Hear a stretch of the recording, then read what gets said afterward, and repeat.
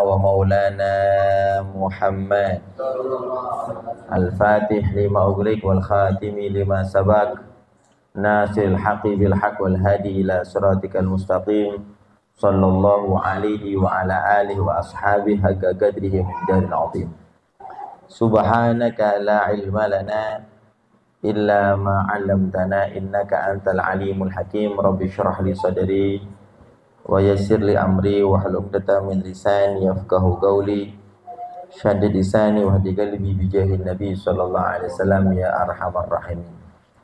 Amma ba'd. Yang saya hormati sahibul bait Bapak Dr. Alam Syah dan Ibu Dokter dan keluarga beliau, kita doakan beliau dan keluarganya mudah-mudahan Allah Subhanahu wa taala kabul semua hajat-hajat beliau, mudahkan urusan-urusan beliau, bahagiakan kehidupan beliau, dan Allah Ta'ala jadikan orang yang selamat dunia akhirat, amin ya rabbal alamin. Dan juga Al-Fakir hormati dan Al-Fakir cintai, alhamdulillah kita semua dihadiri seorang cucu baginda Nabi Muhammad SAW. Mudah-mudahan ini adalah satu berkah yang besar buat kita semua. Kita bisa mendapatkan limpahan rahmat dari Allah, mendapatkan pandangan khusus dari baginda Nabi Muhammad SAW. Saya pernah mendapat satu cerita di maha guru saya, Al-Alim Allama Al-Habib Abdurrahman Ibni Samatul Sabri Imam Kutub Sayyidina wa Maulana Al-Habib Abdullah bin Abdul Qadir bin Ahmad Bilbigi, bahwa beliau punya guru namanya Syekh Hadratus Syekh Ahmad Tegal, dan beliau punya ayah namanya Syekh Armia. Syekh Armia ini seorang wali besar, seorang kutub. Ya, kutub ini seorang pemimpinnya wali pada zamannya, entah di dalam wilayahnya atau dalam negaranya atau pada masanya. Ya. Beliau tidak pernah memulai pengajian beliau, walaupun yang hadir para ulama, yang hadir para yang luar biasa sudah. Ya, mana kata beliau mengatakan bahwa kalau beliau ngaji pasti yang hadir Sayyidina Khidir. Ya, beliau kalau ngaji yang hadir Sayyidina Khidir. Insyaallah luar biasa ini pengajian tingkat tinggi ini. Tapi beliau tidak mau memulai pengajiannya kecuali diawali dengan dua perkara. Ya. Yang pertama yaitu diawali dengan maulid Nabi Muhammad sallallahu alaihi wasallam. Ya, kalau kita nanti baca maulid terlalu panjang, ya. Ya. Kalau baca maulid terlalu panjang, ya. Minimal kata maha guru saya, setiap ngaji harus diawali dengan burdah. Karena apa? Karena mendatangkan barokah dari Rasulullah sallallahu alaihi wasallam, mendatangkan riayah dari baginda Nabi Muhammad sallallahu alaihi wasallam. Kita mendapatkan syafaat dari Rasulullah sallallahu alaihi wasallam. Dan kebiasaan beliau si Armia ini, ya, yang mana insyaallah makomnya pada waktu itu, ya, setiap malam pasti keluar cahaya sampai langit. Ini banyak yang melihat, entah orang biasa atau orang orang yang luar biasa atau orang masyarakat. Ya, saking tingginya makomnya. Beliau tidak mau memulai majlisnya kecuali ada satu zuriyah Rasulullah sallallahu alaihi wasallam, cucu baginda Nabi Muhammad, walaupun anak kecil. Ditanya, ya Syekh, kenapa Paduka setiap ngaji nggak mau memulai kecuali ada cucu Rasulullah sallallahu alaihi wasallam walaupun anak kecil? Iya. Ya. Mempermudah mengundang baginda Nabi Muhammad sallallahu alaihi wasallam. Mudah-mudahan kita semuanya telah dikumpulkan, ya, oleh Allah SWT dengan baginda Nabi Muhammad. Ilmu yang kita pelajari menjadi barokah, ya. Majlis kita menjadi barokah, dan semua waktu kita dan umur kita semua dipenuhi dengan barokah Allah Subhanahu wa taala. Amin ya rabbal. Dan mudah-mudahan yang hadir di sini semuanya pasti tidak kosong, semuanya mempunyai hajat, entah hajat zahiriyah atau hajat batiniyah, mudah-mudahan digabul oleh Allah Subhanahu wa taala. Amin ya rabbal. Afdalu ma yatawassalu bihi fawal ilmu wal amal bih. Paling afdalnya sesuatu yang dijadikan perantara untuk wasilah kita mendapatkan segala hajat, yaitu ilmu.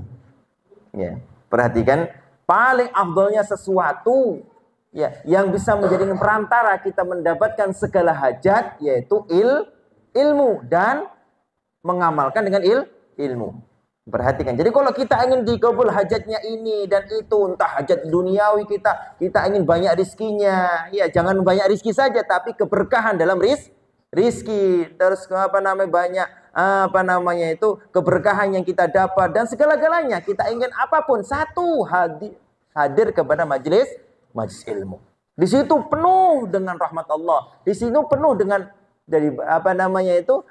ijabah dari Allah Subhanahu wa ta'ala. Bahkan pada suatu waktu Rasulullah SAW itu masuk masjid. Di dalam masjid ada dua halaqah, ada dua perkumpulan. Yang satu majlisul dzikir, yang satu majlisul ilm. Iya, kata Rasulullah SAW, kilahuma fi khair, katanya.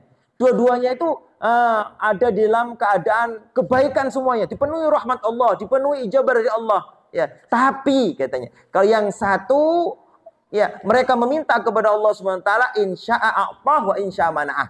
Ya, yang majlis zikir mereka meminta kepada Allah Subhanahu wa taala, kalau Allah berkehendak untuk memberi, ya terserah Allah, atau Allah taala tidak memberi, itu terserah Allah Subhanahu wa taala. Yang satu majlisul ilm, walaupun mereka enggak meminta kepada hajat-hajatnya, semua yang ia inginkan, semua yang mereka inginkan akan digabul Allah Subhanahu wa taala. Ini salah satu daripada perbedaan majlis zikir sama majlis ilm. Ya, kalau majlis zikir belum tentu disebut majlis ilmu, kalau majlis ilmu pasti disebut majlis zikir. Kenapa? Dalam satu hadis Rasulullah sallallahu alaihi wasallam, yang mana hadis ini pernah disampaikan oleh Maha Guru saya yang mulia Samatul Ustadzul Imam Al-Kutub Sayyiduna wa Maulana Al-Habib Abdullah bin Abdul Qadir bin Ahmad bil Faqih. Saya sebutkan kini biar kita mendapat rahmat Allah Subhanahu wa taala, karena kalau disebutkan seorang wali, disebutkan perangi seorang wali, maka turun hujan rahmat kepada kita semuanya. Yang mana tatkala kita diturunkan hujan rahmat, dosa-dosa kita diampuni Allah Subhanahu wa taala. Ya. Jadi, dan salah satu amanat ilmu ya harus kita menyandarkan ilmu kepada orang yang kita dengar ilmu tersebut. Ini amanat. Kalau tidak, maka kita disebut pencuri ilmu. Kalau kita dengar ilmu dari fulan, sampaikan saya dengar ilmu ini dari fulan.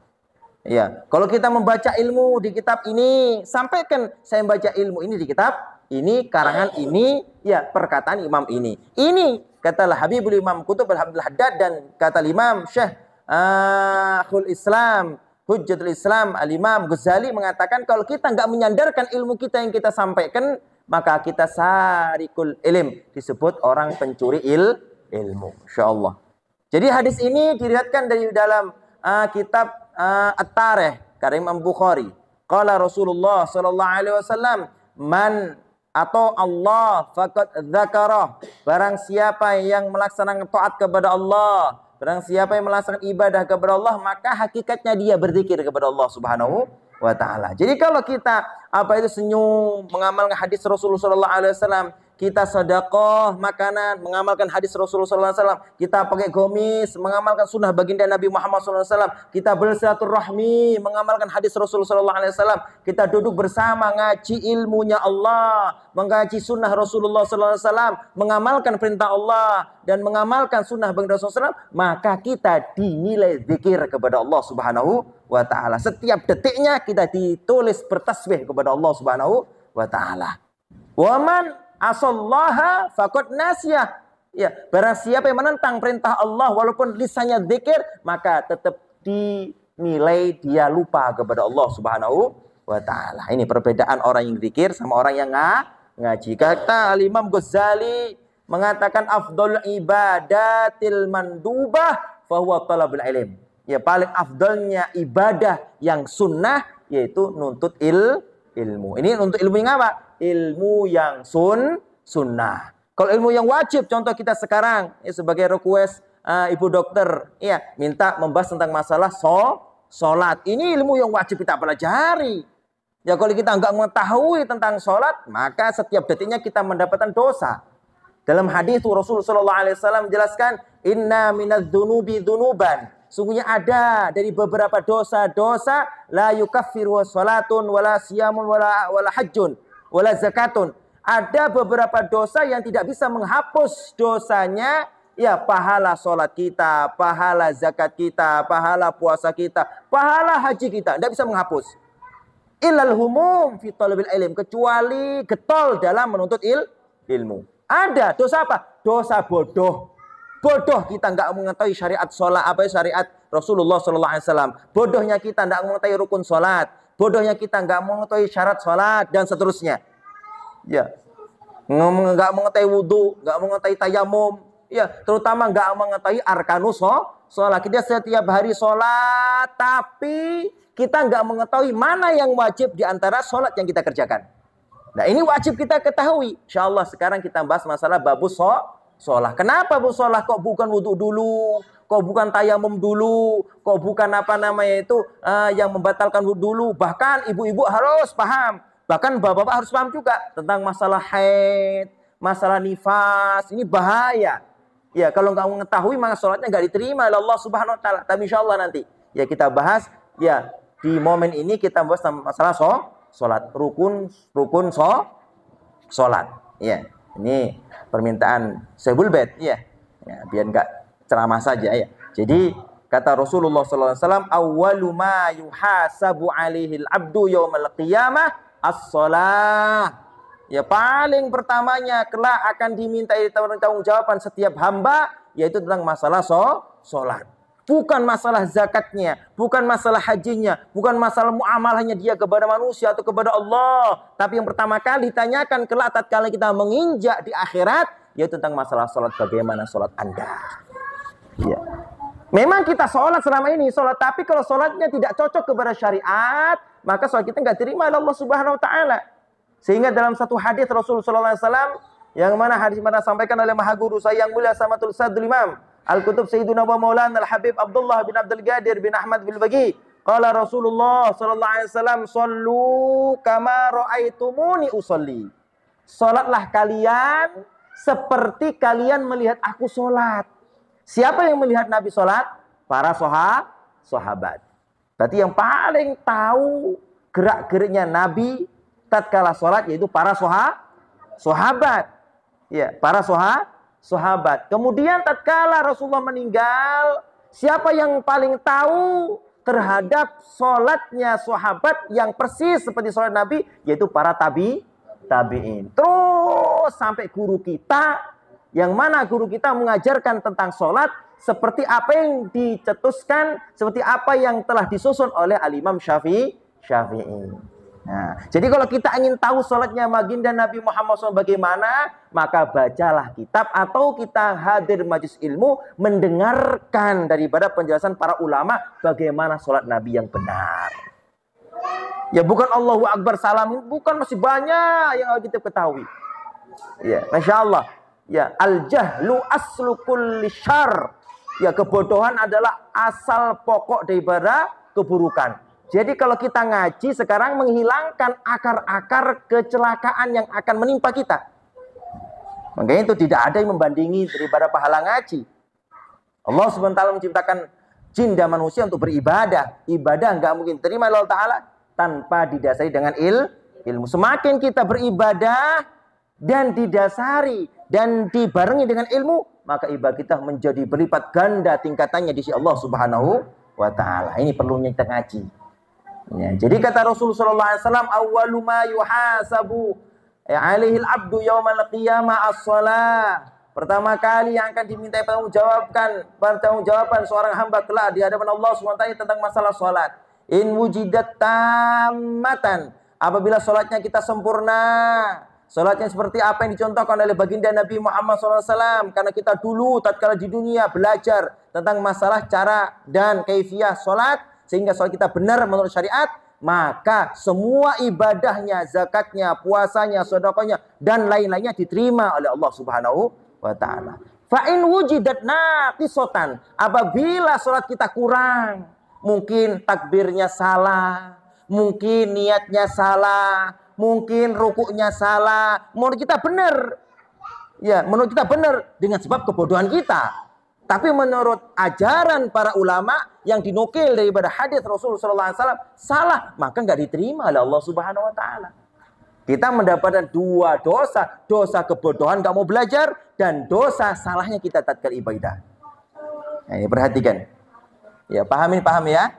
Ya, jadi awal pertama kali yang kelak kita akan dimintai pertanggungjawaban tentang masalah sholat. Ya, kalau sholat kita kurang, sholat kita salah, wudunya mungkin gak pecus, wudunya salah. Dari ibarat syarat rukunnya dan furudnya, maka otomatis kalau wudunya salah, sholatnya juga salah, nggak diterima oleh Allah Subhanahu Wa Taala. Masuk hadis Rasul Sallallahu Alaihi Wasallam, Innallaha la yaqbalu sholatan bila tuhrin, wala shadaqatan min suhtin. Allah tidak mungkin menerima sholatnya seseorang tanpa ada wudu. Oh, mana ada orang sholat tanpa wudu? Ada orang sholat tidak mengetahui, dia buta tentang masalah syarat dan rukunnya wudu. Sehingga tatkala dia sholat, wudunya masih salah, maka sholatnya nggak dinilai benar, nggak diterima oleh Allah Subhanahu Wa Taala. Ini penting, ini bukan sunnah belajarnya, wajib. Ya. Wala shadaqatan min suhtin. Allah Taala nggak menerima sedekah atau segala ibadah yang munculnya dari barang yang haram. Ya, Masya Allah. Nah, kita sekarang belajar tentang masalah rukun sholat. Ya. Nah, ini perhatikan, penting, perhatikan. Ya, kita belajar bersama. Yang sudah tahu tinggal mengulang-ulang, yang belum tahu harus diperhatikan karena ini modal kita selamat dunia akhirat. Ya, yang saya jelaskan tadi, ya, sholat adalah apa? Modal kita selamat dunia akhirat. Ya, di sini. Ya, kita baca kitabus sholah. Insyaallah bulan-bulan yang akan datang kita menjelaskan tentang masalah haid. Ya, kita insyaallah menjelaskan masalah tayamum. Ya, tatkala kaki kita luka atau kepala kita ada perbannya, kita tayamum bagaimana sahnya, ada 3 cara dan seterusnya. Ya, bagaimana caranya biar nggak mengkodok sholat tatkala kita tayamum dulu salah. Nanti ada caranya. Ya, saya utamakan sholat ya sambil berjalan, nanti ya wudunya, tayamumnya dan segala-galanya nanti setelah bab ini. Yang penting sholat kita dibenarkan dulu. Kalau masalah wudu sudah secara globalnya sudah jelaskan kemarin. Ya, mandi juga secara globalnya sudah dijelaskan. Ya, ini ya mandi yang wajib ada 5. Mandi wajib ada 5. Kalau mandi sunnah ada 11. Wafiriyatin ada 15. Ya, ini wajib. Coba kalau saya tanya, mandi wajib ada 5, apa saja? Kata-kata mandi wajib ada 5. Jadi kalau kita melaksanakan suatu perkara dari salah satu perkara yang 5 ini, maka wajib mandi. Mandi pun harus ada kriteria yang benar, ada syarat, ada mubtilat yang membatalkan, ada syaratnya, ada rukunnya. Ini harus kita pelajari. Ya, kalau kita belajar matematika itu hukumnya mubah, boleh kita bisa atau tidak. Kalau nggak bisa nanti dibohongin orang. Kan? Kalau fisika, ya nggak wajib dipelajari, nggak sunnah dipelajari. Fisika, matematika, bahasa Indonesia dan seterusnya. Yang wajib kita pelajari bagaimana muamalah kita kepada Allah benar, yaitu dengan ibadah kita. Yang wajib kita pelajari bagaimana muamalah kita kepada manusia benar, itu yang harus diutamakan. Boleh Anda sekolah setinggi mungkin, tapi jangan tinggalkan ngaji. Ya, kenapa? Kalau sekolah hanya untuk bekal kita di dunia. Hidup mungkin 70 tahun atau 60 tahun, selesai sudah. Tapi kalau sudah masalah syariat, untuk keselamatan kita di akhirat, tidak cukup setahun 2 tahun. Yaitu abadal abidin, lama-lamanya. Kalau kita selama 70 tahun salah ibadah, Masya Allah akan jadi orang rugi lama-lamanya. Kalau kita mungkin salah dalam mungkin hitung-hitungan, ya mungkin sebentar itu saja, tatkala hidup malu. Ya gitu. Paham ya Ibu ya? Ibu paham gak ngomong saya? Soalnya cepat ngomongnya ini, gak bisa diatur ini. Ya, paham kan ya? Ya harus pahamin tentang masalah sholat penting. Ya penting. Ya, kitabus sholat bab tentang masalah sholat. Biasa baca kitab sama santri. Ya ngomongnya cepet jadi. Ya, jadi kalau diputer dengan nyantai nggak bisa. Ta'rifus sholah lugatan ad-du'a. Ya, makna sholat secara bahasa yaitu berdoa. Ya, jadi kalau kita sholat intisarinya berdoa. Ya, nggak usah mengutamakan A, B sampai Z. Di dalam sholat itu berbagai macam doa sudah ada. Permintaan apa sih dalam kehidupan kita atau di akhir kita? Tidak terlepas kecuali di sholat sudah ada semuanya. Apa maknanya? Tatkala kita memperbaiki sholat kita, berarti kita memperbaiki mintanya kita kepada Allah Subhanahu wa Ta'ala. Ya, ziarah kubur bagus. Ya, sebab terkabulnya doa. Ya, baca maulid bagus. Ya, agar terkabulnya segala hajat. Baca doa ini semua bagus. Tapi yang paling bagus di antara yang lebih bagus yaitu adalah sholat. Boleh kita hadir seribu maulid. Ya, boleh. Tapi ya, 1000 maulid ini, 1000 pembacaan maulid ini tidak bisa membandingi dengan sholat subuh 1 kali. Pahalanya. Ya, tidak bisa. Dan sholat ini ajaran dari Allah Subhanahu wa Ta'ala. Ya, kita hadir majelis 1000 maulid. Ya, tapi kita berani meninggalkan sholat subuh sekali, maka hilang semua yang 1000 maulid itu tadi. Kata Maha Guru saya yang mulia Samatul Ustaz Al-Habib Abdurrahman ibn Samatul Ustaz Imam Kutub Sayyiduna wa Maulana Al-Habib Abdullah bin Abdul Qadir bin Ahmad. Apa maknanya? Harus kita perbaiki sholat kita, hubungan kita dengan Allah Subhanahu wa Ta'ala. As-salatu mi'rajul mu'minin. Salat ada tempat Isra Mi'rajnya orang mukmin untuk bertemu dengan Allah Subhanahu wa Ta'ala. Kita harus benarkan salat kita. Dengan apa? Dengan belajar. Ya. Jadi kalau kita minta apapun, kita punya hajat apapun, salat. Karena Nabi sallallahu alaihi wasallam idza hasabahul amru badara ila shalah. Nabi sallallahu alaihi wasallam kalau beliau sumpek, kalau Nabi itu mendapatkan satu masalah, Nabi mendapat satu kesulitan, beliau tidak doa langsung, tapi wudhu langsung sholat. Kenapa? Ini menunjukkan bahwa ya, inti sari doa ada di dalam sholat. Masya Allah. Karena Nabi sallallahu alaihi wasallam idza hazabahul amru badara ila shalah. Nabi sallallahu alaihi wasallam kalau sumpek, Nabi SAW kalau banyak urusan, Nabi kalau tertimpa suatu masalah, maka Nabi cepat-cepat melaksanakan sholat. Apa maknanya? Maka di dalam sholat itu loh ada, Masya Allah, ya segala hajat yang harus kita mintakan kepada Allah Subhanahu wa Ta'ala. Paham Ibu ya? Paham ini? Paham? Ya, kita baca seterusnya. Kalau menurut bahasa, sholat adalah ad-du'a. Ya, kalau menurut syariat yaitu aqwalun wa af'alun muftatahatun bitakbir, yaitu ucapan dan pekerjaan yang diawali dengan takbir. Kita kalau sholat pertama kali yang kita harus lakukan apa yang jelas kelihatannya yaitu takbir. Allahu akbar kan gitu. Ya. Wa muhtatamatun bitaslim ghaliban, dan ditutup dengan salam. Jadi sholat itu secara globalnya satu pekerjaan yang diawali dengan takbir, satu pekerjaan yang diakhiri dengan salam. Tapi di antara takbir dan salam kita harus pelajari etika, syarat dan rukunnya biar sholat kita benar. Ini bukan sunnah. Sekali lagi bukan sunnah. Wajib. Kalau kita nggak mengetahui ini, maka selama-lamanya kita berdosa. Ya gitu. Nah, ini. Saya ringkas saja langsung langsung pembahasan tentang masalah syurut dan rukunnya. Ya, sudah. Secara global kalau dijelaskan secara detailnya terlalu panjang lebar. Ya, kita pahami bahwa inti sari daripada doa salat yaitu doa. Alhamdulillah hujannya, mudah-mudahan barokah semuanya. Ya.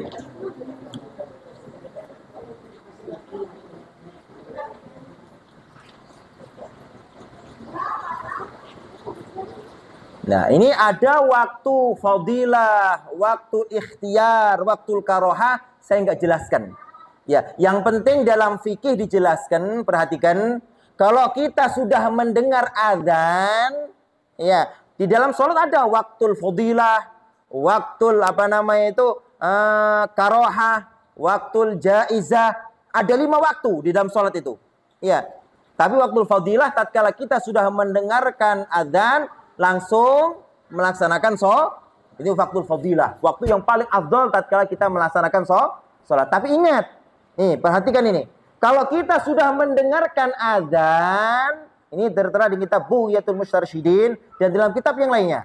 Kalau kita sudah mendengarkan adzan, ya tidak ada pekerjaan apapun bagi orang yang mendengarkan adzan atau bagi orang yang sudah tahu waktu maksudnya sholat kecuali dua perkara. Perhatikan ini. Yang pertama, kalau kita sudah mendengar adzan atau kita tahu sudah masuk waktu sholat, ya yang pertama yaitu harus kita melaksanakan sholat. Tidak boleh haram menunda-nunda. Nanti haram. Tidak boleh. Yang pertama apa? Langsung melaksanakan sholat. Yang kedua niat sholat. Ya Allah, saya niat mau melaksanakan sholat di awal waktu. Berhubung masih ada pekerjaan, saya teruskan sedikit gitu. Kalau tidak mengamalkan dua perkara ini, yang pertama itu langsung melaksanakan sholat, yang kedua niat untuk melaksanakan sholat, maka kita dosa selama kita sampai melaksanakan sholat. Adzan duhur jam 12, kita sholat jam 2, sah nggak? Sah nggak? Sah. Tapi kalau kita nggak niat, ada melakukan suatu perkara dari yang dua tadi, mulai jam 12 sampai jam 2 kita berdosa terus. Nah, ini menurut fuqaha, menurut apa? Ahli fikih. Ya, kita tahu sekarang. Oh, tatkala mendengarkan adzan, ya kita harus apa? Cepat-cepat wudu melaksanakan sholat. Atau ya mungkin ada pekerjaan, mungkin ada satu uzur yang mungkin secara zahiriyahnya sulit untuk ditinggalkan. Niat, ya Allah, saya niat ingin melaksanakan sholat di awal waktu. Gitu. Paham? Paham ini? Kalau tidak dosa kita. Boleh sholat sebelum waktu asar ke 5 menit, boleh sah sholat kita. Ya, bahkan dalam satu riwayat batas akhir hilangnya waktu sholat duhur, ya tatkala sudah masuk asar kapan? Ya, tatkala kita sudah mendapatkan takbiratul Allahu Akbar. Allahu Akbar, kemudian sampai rukuk, terus adzan asar, maka kita masih mendapatkan sholat duhur. Tapi kalau Allahu Akbar, nah ini Allahu Akbar sudah adzan asar, maka niat qadha. Ya ini. Paham ini? Ada sepertinya ada. Ya, tapi kalau kita sudah rukuk, walaupun sudah adzan asar, maka kita sudah mendapatkan waktu duhur. Tapi itu waktul karoha. Kalau kita remehkan waktul hurmah, waktu yang diharamkan kita sholat pada waktu itu. Kenapa? Karena meremehkan sampai akhir waktu. Paham ini? Paham? Ya. Kesimpulannya, saya membahas tentang masalah kesimpulannya saja. Ya, waktu tatkala sudah masuk zuhur, asar, maghrib, isya, subuh, ya tidak boleh bagi kita melakukan sesuatu kecuali dua perkara. Yang pertama harus cepat melaksanakan sholat. Yang kedua niat melaksanakan sholat. Kecuali orang lupa, orang ketiduran dan tidur, ya atau orang gila, na'udzubillah min dzalik. Ini ma'fu tidur jam 8, bangun apa?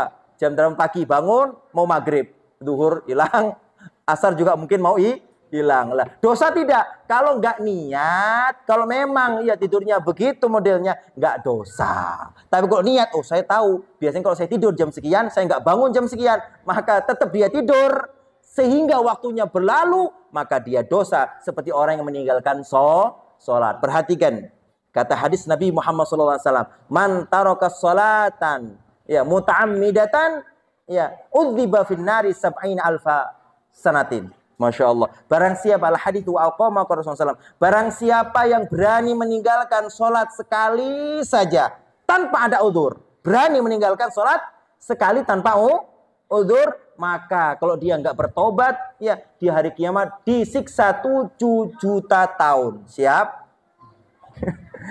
Kita hidup mungkin 60 atau 70 tahun, disiksa tapi 7 juta. Na'udzubillahi min.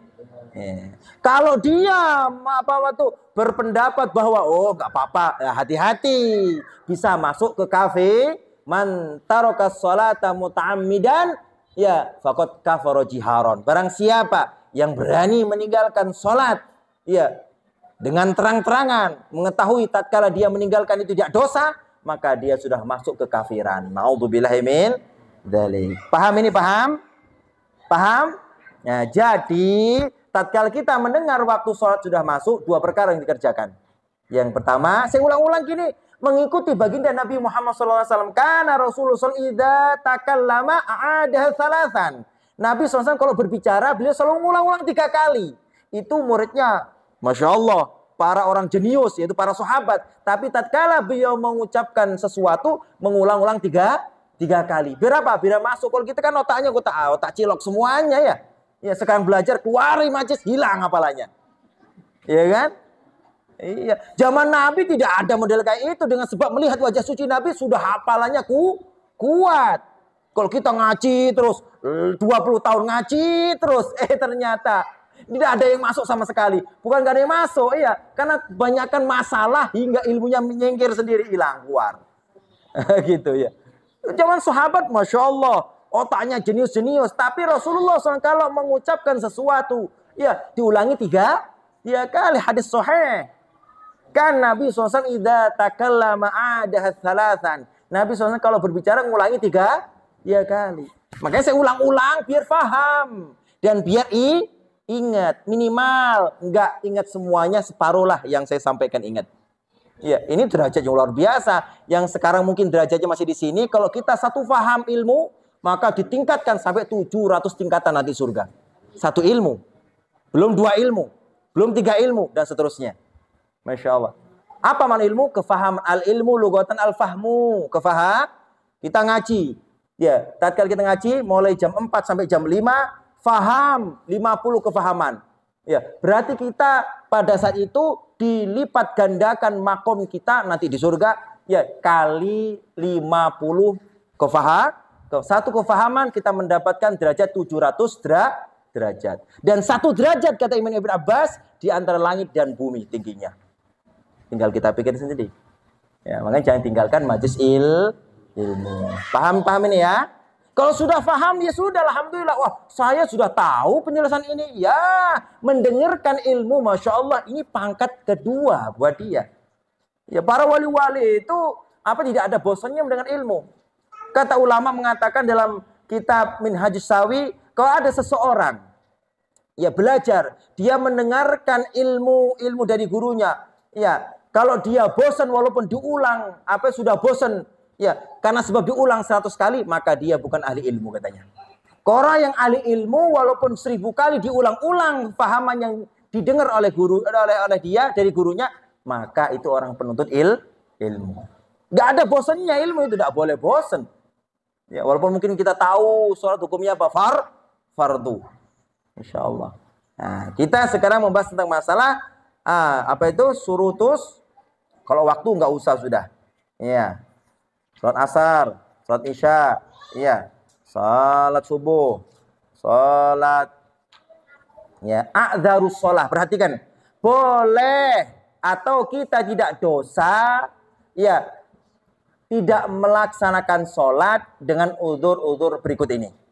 Ya, a'dzarus shalah, perhatikan. Jadi kalau kita mengalami pekerjaan ini, kemudian kita lupa salat, maka kita tidak dosa. Berbeda dengan tadi, kalau kita niat meninggalkan sholat, tahu masuk waktu zuhur, tapi mengakhirkan atau tidak menggubris tentang masalah sholatnya, kewajibannya, maka dia disiksa 7 juta tahun. Tapi kalau orang mendapat udzur ini, tidak mendapatkan dosa. Kata ulama mengatakan, a'dzarus sholati, udzur sholat, arba'atun, ada 4. Udzur sholat ada 4. Yang pertama an-naumu, tidur. Tidur.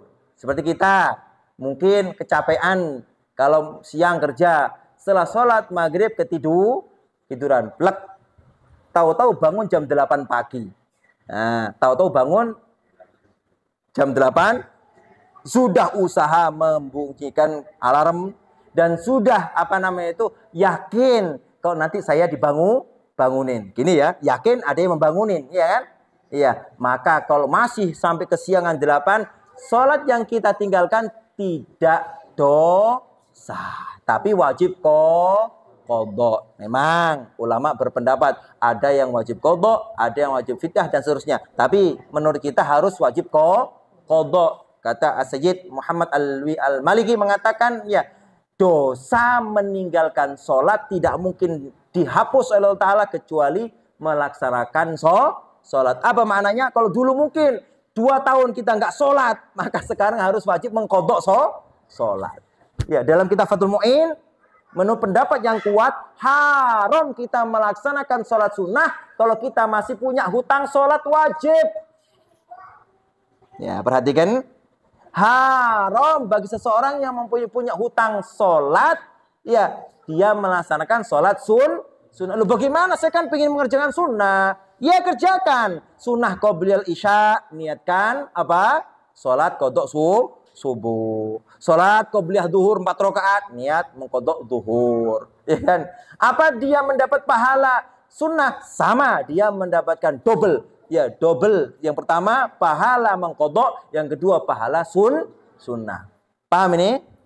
Puasa juga begitu. Mungkin dulu ya balik umur 15 tahun. Ya, kemudian nakal sampai umur 25 tahun. Nggak puasa 10 tahun. Wajib qadha itu. Wajib qadha.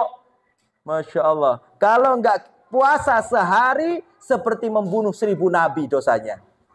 Bayangkan, membunuh orang satu saja diwajibkan neraka. Bagaimana membunuh nabi? Kok membunuh nabi? Membunuh ulama, Masya Allah, menjadi musuh nabi kok. Nah, perhatikan ini. Ini bukan main-main hukum ini. Banyak di antara kita tidak mengetahui ini. Karena enggan untuk belajar. Paham Ibu, paham? Jadi kalau ibu-ibu dulu, ya mungkin, ya pernah meninggalkan sholat, pernah mungkin ya. Mungkin bujangan, ya kan? Masih muda. Kata maha guru saya, al-junun funun. Gila itu macam-macam. Wasyababu syu'batu minal junun. Kemudaan itu satu cabang daripada gila. Kita dulu pernah gila. Kalau masih muda. Ya, egonya tinggi. Kalau sudah mau begini. Nggak ngurus sholat. Nggak ngurus puasa. Itu kegilaan yang muncul tatkala masih muda. Tatkala sudah tua sadar. Masya Allah. Kenapa saya dulu nakal? Kenapa saya dulu nggak sholat? Kenapa dulu sadarnya tatkala sudah tua? Berarti tatkala masih muda dia ada penyakit gila. Bukan gila di pinggir jalan, bukan. Gila karena tidak mengetahui kewajibannya dia terhadap apa yang diperintahkan Allah Subhanahu wa ta'ala. Paham ini, paham? Ingat, jadi kalau punya hutang puasa diqadha. Kalau punya hutang sholat dulu pernah nggak sholat, diqadha. Iya, kalau nggak wajib, nggak mau qadha, bayar fidyah. Bayar fidyah. Boleh, pilih terserah. Kalau kaya ya bayar fidyah saja. Kasihkan pesantren atau para ulama atau fakir miskin, silahkan. Niat membayar fidyah. Ya, ini lebih afdol daripada sedekah. Ya, kita bayar fidyah, kita bayar zakat harta kita, kekayaan ada zakatnya, profesi ada zakatnya, pekerjaan ada zakatnya, toko ada zakatnya, wajib dikerjakan. Kalau nggak dikerjakan nanti pada hari kiamat menjadi musuh baginda Nabi Muhammad sallallahu alaihi wasallam. Nabi Adam sampai akhir zaman tidak mungkin masuk surga kecuali mendapat syafaat Rasulullah sallallahu alaihi wasallam. Bagaimana kita kalau diaku menjadi apa? Musuh Rasulullah SAW. Bagaimana bisa masuk surga? Nah, salah satu orang yang kelak akan menjadi musuh Nabi, orang yang enggan bayar zakat. Na'udzubillahi min. Bagaimana zakat? Nah, perlu belajar lagi nanti. Sekarang masih bab sholat. Paham Ibu, paham? Waduh, sudah 40 menit gak kerasa. Masya Allah. Ini dibagi-bagi soalnya baca manakib. Ya, 10 menit lagi. Ya. Dah, kita baca. Ya, gajah. A'dzarus sholah ada berapa tadi?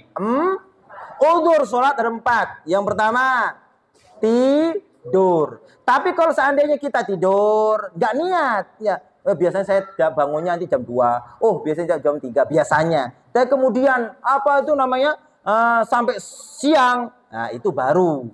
Tapi kalau sudah yakin, biasanya saya nggak bisa bangun ini. Kalau tetap dia tidur, dosa. Dosa, hati-hati. Jangan main-main dengan sholat. Iya, jangan main-main dengan sholat. Perhatikan ini. Iya. Barang siapa, innallaha, kata Maha Guru saya dalam suatu hadisnya, saya meriwayatkan dengan maknanya, yang beliau terima dari ayahandanya. Allah Ta'ala setiap hari, perhatikan, setiap hari menurunkan 100 rahmat. Dan Allah Ta'ala juga menurunkan 100 laknat. Apa laknat? Kemurkaan Allah Subhanahu Wa Ta'ala. Allah Ta'ala setiap hari menurunkan apa? 100 Laknat. Yang satu untuk orang kafir, orang Yahudi, Nasrani, Buddha, Konghucu dan seterusnya. Yang 99 dikhususkan bagi orang yang berani meninggalkan sholat. Bagaimana? Insya Allah. Jadi yang satu dikhususkan untuk orang Nasrani dan Yahudi. Yang 99 diborong ya untuk orang yang berani meninggalkan sholat. Satu cerita yang luar biasa. Dari sekian cerita yang luar biasa. Ada seorang soleh. Seorang soleh ini cerita dari maha guru saya. Bersanad. Ya guru saya ini tidak berani menceritakan sesuatu kecuali syaratnya kuat. Ya, saya nggak ngawur dalam menyampaikan ilmu, nggak ngawur. Ya, rata-rata dari maha guru saya. Biar nanti saya nggak bertanggung jawab di akhirat. Ya, karena ucapan saya, ucapan orang yang ngomong nanti pada hari kiamat akan diminta tanggung jawaban. Apalagi apa itu kalau cerah mengajak tertawa-tawa atau ngomong yang tidak ada gunanya. Kemana? Ini masya Allah nanti akan diminta tanggung jawaban dari Allah Subhanahu Wa Taala. Saya takut. Rata-rata mungkin 70-80% ilmu yang saya sampaikan ia bersanad kepada guru-guru saya. Saya takut. Ya, satu cerita dulu. Ya, ini cerita dari guru saya. Ada seseorang mungkin kemalaman ketiduran kemalaman sampai subuhnya bangun jam 6 atau jam 7. Masya Allah. Namanya orang soleh ya. Beliau diperlihatkan oleh Ta'ala tembok, lampu, semua yang ada di kanan beliau sampai langit dan bumi melaknat dia. Ini wali. Padahal mendapat udzur. Orang ketiduran. Orang soleh ini kata guru saya. Orang soleh. Ketiduran, beliau diperlihatkan ya dalam mimpinya ya semua yang ada sekitarnya itu melaknat beliau. Langit melaknat, bumi melaknat, pakaian melaknat, bahkan setonnya melaknat. Sampai ya Allah arihni min hadzal rajul. Ya Allah, ya saya berlindung dari orang ini. Ya, saya nggak kuat baunya orang yang meninggalkan sholat. Masya Allah, luar biasa. Hati-hati masalah sholat ini. Banyak hikayah, cerita-cerita tentang masalah. Masya Allah, luar biasanya ancaman Allah terhadap orang yang meninggalkan sholat. Kita jaga sholat kita. Cukup, kata Rasulullah SAW, orang yang menjaga sholatnya, walaupun nggak ngamalkan apapun, cukup dia akan dijamin masuk surga. Tapi sebaliknya, ya walaupun dia melakukan ribuan amalia baik, tapi nggak sholat, tetap akan masuk neraka. Masya Allah. Perhatikan nih, makanya penting belajar. Yang kedua, yaitu apa? Mana nih? Anisya, lupa. Mungkin atau apa ya? Lupa ya. Lupa beneran, bukan lupa-lupaan ini ya. Lupa beneran. Waduh, Masya Allah. Saya belum sholat zuhur. Sekarang sudah jam 5 lah. Ya, dia tidak mendapatkan dosa meninggalkan sholat. Paham ini? Paham? Ingat, bukan lupa-lupaan. Ini lupa beneran nih. Lupa bener. Iya. Kedua, wal jam'u. Ya, menjamak boleh. Orang sakit boleh menjamak sholat. Jamak tidak harus bepergian saja. Iya, jamak tidak harus bepergian saja. Kalau kita berpergian sudah 80 kilo, seperti saya nih, dari Sumedang ke sini 115 kilo. Ini boleh mengkosor dan boleh menjamak. Ini boleh. Ya, tadi saya seandainya hari lainnya duhur nggak sholat langsung dipindah ke asar, boleh dijam. Tapi menjamak sholat, perhatikan, menjamak sholat bukan khusus untuk orang bepergian saja. Orang sakit boleh dijamak. Ya, orang sakit boleh menjamak sholat. Contohnya orang sakit kalau dia berdiri sulit atau mau ke air sulit, langsung sholat duduk, jadikan satu, asar ke duhur atau duhur ke asar. Paham ini? Paham? Paham nggak ini? Gini ya. Kita sakit, ya kita sakit panas atau sakit sesuatu yang kita kalau itu diperbolehkan tayamum contohnya. Ya, diperbolehkan tayamum, sakit panas, meriang. Ya, kalau wudhu mungkin akan bertambah sakitnya. Boleh kita menjamak. Ya, jadi sholat duhur dicampur dengan sholat asar. Jamak takdim namanya. Atau sholat duhur digabung dengan sholat asar, jamak takhir namanya. Nanti dipelajari setelah bab ini. Ya, ini masih tebal ini. Ini bab sholat saja segini. Bab sholat masih segini. Masya Allah. Iya, makanya harus ngaji. Ini untung. Ya, sebenarnya kurang. Harus setiap hari minimal seminggu sekali. Ini sebulan sekali. Masih banyak. Masya Allah ilmu yang harus kita pahami. Ya, jadi ulangi. Nanti kita nggak sih. Agama sangat mudah. Ad-dinu yusrun. Tidak ada, kalau kita mengetahui ilmu, nggak ada yang sulit dalam agama, nggak ada. Semua ringan. Tatkala kita sakit, boleh menjamak. Boleh menjamak. Atau orang yang sulit berdiri, kalau mau ke air mandi, dituntun dan seterusnya, boleh dijamak. Zuhur ke asar, maghrib ke isya. Kalau subuh nggak boleh jamak ke Tuhan, nggak boleh. Nggak boleh. Ya. Paham ini, paham? Dijamak, bukan dikosor. Niatnya bagaimana? Ya niat, saya menjamak sholat zuhur sama asar. Nanti khusus nanti babnya. Nanti kalau campur-campur nggak paham nanti. Ya, apalagi hujan. Hujan bagi orang yang biasa sholat di masjid. Zaman dulu, kok sekarang sudah ada payung, ada mobil, ada seterusnya. Kalau zaman sekarang ini agak sudah dihapus. Ya. Jadi sakit atau kita punya keperluan, ya kemanten. Jadi penganten dibedain jam berapa? Jam 9, ya kan? Tamunya sampai jam 5 sore. Ya, kalau zuhur mau sholat, hilang bedaknya ya. Padahal nyawanya 4 juta ya. Ya, diperbolehkan atau kita mengurus orang sakit atau kita dalam keadaan punya kesibukan yang tidak bisa ditinggal. Contohnya kita hadir haul atau kita mempunyai acara haul atau seterusnya. Ini kan sibuk, ya. Boleh bagi kita untuk menjamak zuhur ditaruh di asar. Kok pengantin jam 8 dihias, ya. Zuhur masih dipajang. Masuk asar masih dipajang, paling banyak tamu. Loh, bagaimana sholatnya? Teruskan niat menjamak, digabung sholat zuhur ke boleh nggak? Boleh.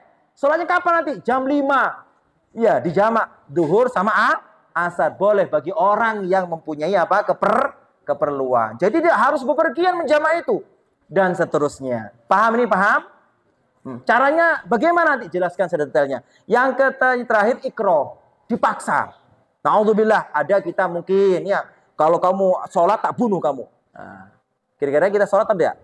Oh, nggak ngurus, saya ini perintah Allah ini. Ya bagus ya, tapi diperbolehkan, mati beneran nanti ya. Ya, kalau kamu sholat, ya nanti orang tua kamu saya hajar. Ya, bagaimana kita? Diperbolehkan karena mukroh, terpaksa, dipaksa dengan sesuatu yang darurat. Ngerti ini? Ngerti? Semua ibadah boleh. Ya, terpaksa ini. Kalau kamu nanti sholat, ya mungkin kita tatkala pergi ke tempat orang kafir. Kalau sholat kamu saya siksa, nggak usah sholat, nggak usah sholat. Soalnya kapan? Nanti dikodok aja. Kalau sudah bebas dari bara penjara. Paham ini, paham? Ya. Jadi 4 ini udzur orang meninggalkan sholat, bukan meninggalkan ditinggal pleng, bukan. Tetap wajib mengkodok. Orang ketiduran, orang lupa, orang bepergian. Maka di sini jamak, karena jamak ada 4 sebab. Bukan bepergian saja, 4 sebab. Yang terakhir dipaksa. Dipaksaan itu apa? Dipaksa untuk meninggalkan kewajiban. Salah satunya sholat. Nggak usah angkuh kita sudah. Nggak apa-apa kita tinggalkan. Kalau itu memang bahaya. Tapi nanti kalau sudah kita bebas, kita melaksanakan sholat. Masya Allah. Paham ini, paham? Insya Allah cukup sudah teriak-teriaknya saya ya. Kita sedang baca manakib. Mudah-mudahan hajat kita digabul Allah Subhanahu wa taala. Ini belum bahas tentang masalah syarat sholat. Belum bahas masalah rukun-rukun sholat yang wajib diketahui bagi kita. Kalau kita baca lagi, ya maghrib belum selesai. Ya insya Allah bulan depan mudah-mudahan diberi panjang umur semuanya. Amin ya robbal. Dan semua Pak Dokter, Ibu Dokter juga diberi panjang umur. Ya bisa mengundang kita lagi, mempersiapkan tempat untuk kita belajar sehingga kita bisa istiqomah, mati dalam keadaan husnul khatimah. Ala hadhihi niyyah wa bi kulli niyyah salihah. Syaulillahi lana wa lahumul Fatihah. A'udzu billahi minasyaitonir rajim. Ar-Rahmanir Rahim, Maliki Yaumiddin, Iyyaka na'budu wa iyyaka nasta'in, ihdinas siratal mustaqim, siratal ladzina